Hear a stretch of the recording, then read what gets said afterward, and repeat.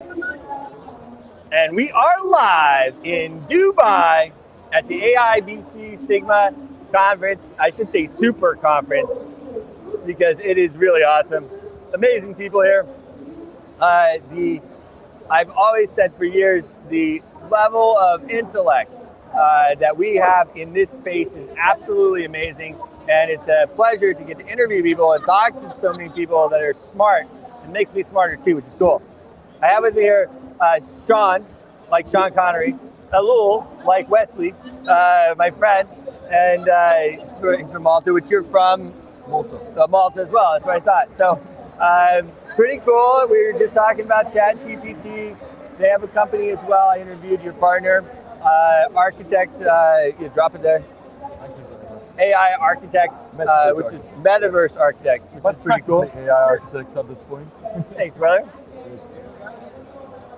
So, this revolution that we have with AI models, ChatGPT, what they're using with art and everything like that. What's your experience with it, and what do you think about it? It's blowing my mind. In a way, I've been obsessed with disruption as a concept for quite some time. My master's is in risk management, just for the sake of being able to understand and identify risk and hedge myself towards opportunity risk as opposed to disruptive risk.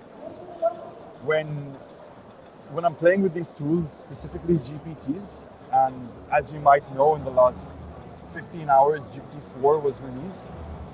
It's crazy how consistently they can keep mind-fucking me, to be honest, on how effective and efficient they are. We're not just and again, wisest he who knows he does not know. I know that I know far less things than I actually do know, so this is just my assumption and my perspective. I do feel we are on the brink of some form of cognitive revolution.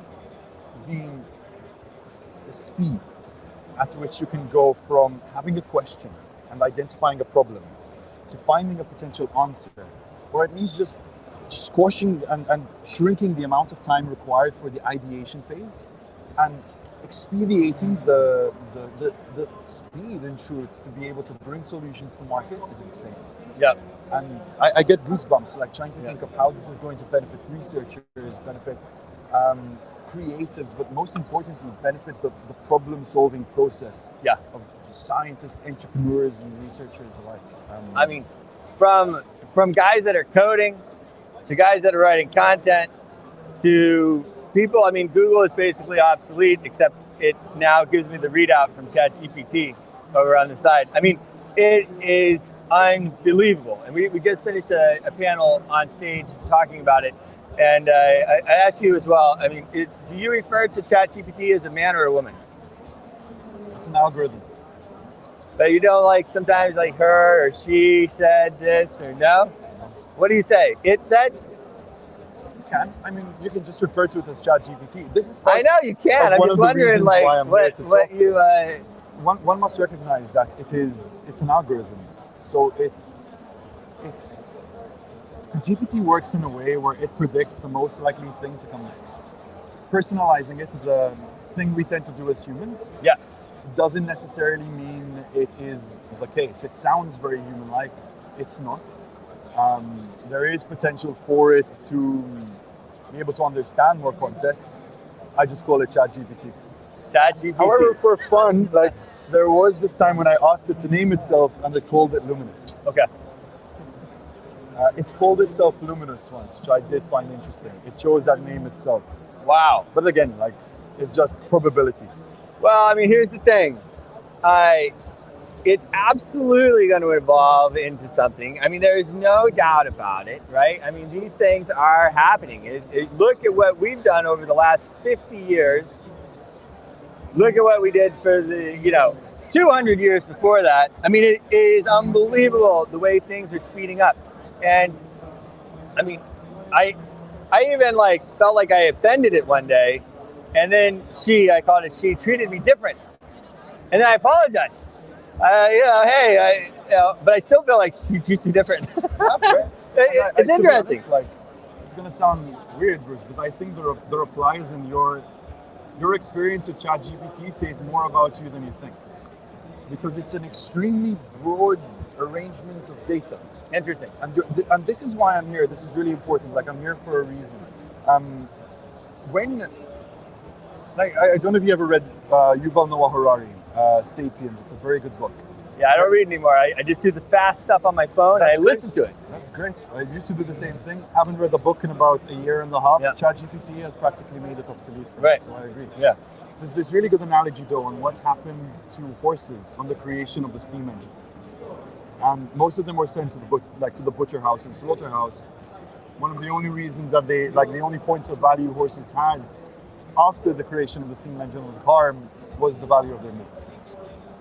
The creation of the printing press, a big issue that was a barrier to individuals on the ground when now finally they had access to paper and written documents, was literacy.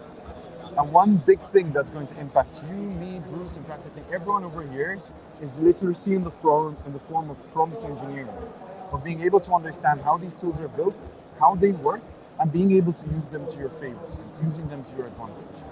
Don't be left behind in that regard. Play with these tools. Just play with them, experiment, go crazy, call it her, like flirt with it if need be. It's fine. Like, relive your kinkiest fantasies. Ask it how to flirt. Do it. I've done it before in bars. It's insane. I use it for everything. I challenge myself to try be as crazy and weird as I can be with it. Just because it speeds up the creative process and the ideation process in ways I never really expected. Yes. And like, I don't discriminate any use case. Like, just go for it. Try use it responsibly if you can. I know some of you might not, but that's like. You can try it on Tinder though. I've done it. So I've used it to scrape. I've heard. I've never done it myself. The guy was just talking about it on stage. Just want to keep myself out of the doghouse. No, I'm happy to throw myself into the big time. It needs to be like, I've connected my personal Twitter account to my personal Tinder account to the Tinder API, and then connected it to OpenAI's DaVinci Tree. Right. And just allowed it to have conversations over there, and I found it incredibly interesting. It is incredible. Also training my own data. Right. Well. Yeah. It's insane. It's insane. And now we're on GPT-4 was just released. Yeah, let's talk about that. It blew my mind. Tell me what's different about it.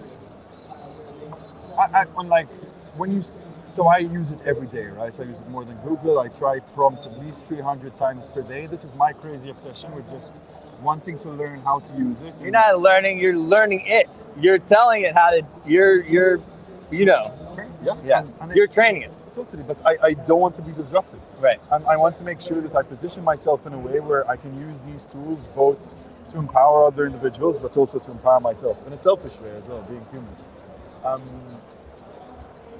It's blowing my mind because it can solve problems very well. So I gave it problematic code, for example, in React.js using a True.js framework. It solved it in 30 seconds. I asked it to build a new website for me that GPT-3 could not build, would always have issues with either imports or specific bugs or not using frameworks properly. It did it in 45 seconds. In a nutshell, it understands problems better than it ever did before. Yep. And can understand what you're trying to get it to solve in its own way, without you needing to apply more context. Which means, on a broader sense, you need to do less work from the prompt engineering side. Yep. It's just really good. I can't wait to try it. It's been a life changer for us. We're launching a company here in this age where and people have been using it for a while. But I was sitting there with my colleague Robin, and we're there in the Caribbean, and we're working side by side and trying to figure out how we're going to write this technical paper and do this and do that in our time. It's time, guys. And so I was like, screw it, and I went on there, and I was like, holy smokes, dude! And a few hours later, exactly. Can I ask more about the company and the value prop of it? The impact protocol. Well, if you ask Chatgpt, she says it better than me. But basically, the value proposition is in the impact chains, which are like parachains on Polkadot. So we'll have 100 different partnerships with companies that are making an impact, or there are other ones that we will work with. There's a casino, licensed casino, everything else like that. But we then take a position in that company, we make money from that company, and then half of the money that we make, we invest back into the ecosystem. I'm not supposed to say in token buybacks, but we invest it back into the ecosystem. And that is a model. We've been in the business for so long that we are confident that that's going to work. And that's really the value proposition. So right now, we're at a moment where, half of the supply is probably gone or missing, and people are taking their positions in what is left of the coin, and then we're going to do this 1 to 1,000 swap. And then they're in a great position to invest in all of these different projects. And look at us, like we're talking to you, we talked to hundreds of people over the last few days, we contacted them, we're like, of course, like, were we here? If you were here, maybe you know we're here, good chance, you knew we were here, right? And so that value proposition of getting the right projects, the ones that we believe are going to make money, the ones that we believe are going to be successful from our experience, which is vast, is amazing. That's the biggest proposition that we have. That's fantastic. And this reply is both for you, Bruce, but also for anyone listening that's starting their own project as well and is interested in seeing how to leverage OpenAI to their advantage. The best way to give yourself an unfair advantage in the market using these technologies is to tap into OpenAI's APIs. There's so many processes within your projects, within your organizations, within just your companies that you can start automating using the APIs that OpenAI is providing. It's insane so even at Metaverse Architects, for example, we've automated a lot of our creative process, not for the sake of not actually diluting the creative process, but rather amplifying the amount of volume with regard to how many ideas we can brainstorm in one given time. Ways you can use it is for sentiment analysis, internal document-based analysis. You can write it for content creation. I was talking to Gary Vaynerchuk yesterday, well, all of us were speaking over here, and one thing we're debating about is how can we use those databases to leverage personal brands and also leverage being able to leverage volume with regards to pumping out content.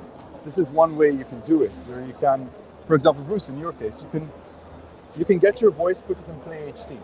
Suddenly you can automatically start pumping out videos, like Facebook Reels, for example, is what Gary really pushed for yesterday. And if you don't have enough time to be able to put out Facebook Reels, go to Play HD, get all your live stream videos, feed your voice into it. You have an automatic voice that's going to be speaking on your behalf.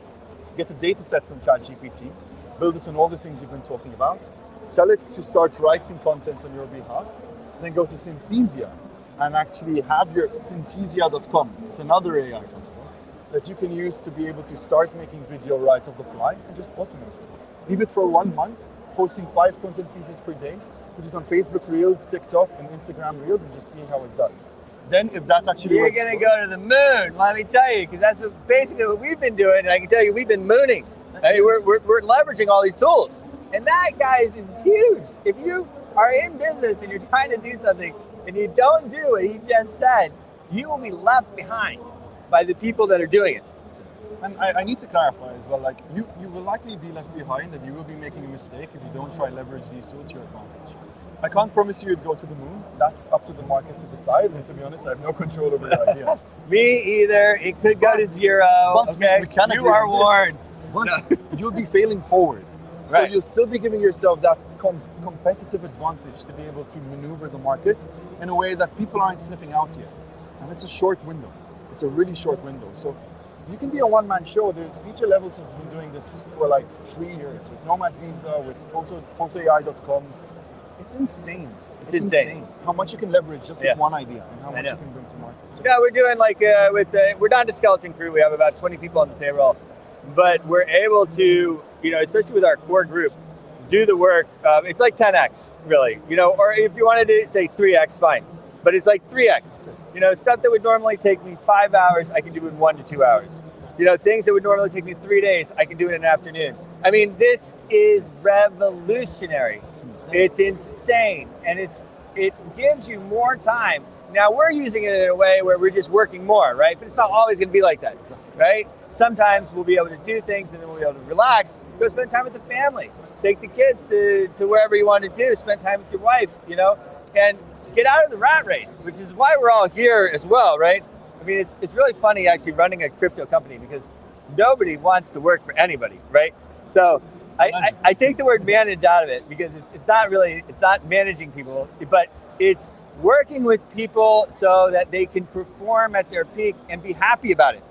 Because nobody wants to work for anybody, right? That's it. We're all in it for ourselves, not for ourselves, but we understand that we're here a very short time, and it's precious what we're doing, and our time is precious, and our life is precious, and that's why we're on this road. 100%. I'm all about the wag me vibes, guys. Like, so I apologize if I'm like trying to dull. Like, I know we're playing, we're bantering. Wag me 100%. And one of the reasons why I love this technology is because there's this guy called Maslow. No, I'm not sure if any of you have heard of him. He's come up with this theory of psychology called Maslow's hierarchy of needs, where he breaks down like the requirement for safety, the requirement for food and protection and whatnot. These technologies push us towards this thing called self-actualization. It's the top of the pyramid. It's where you find happiness. It's where you find self-driven empowerment to be able to do what you love and find your ikigai, the thing that makes you money, the thing that makes you happy, the thing that impacts society, and the thing that you do best. And you can only do that if you're like leveraging these technologies to be able to do things more efficiently.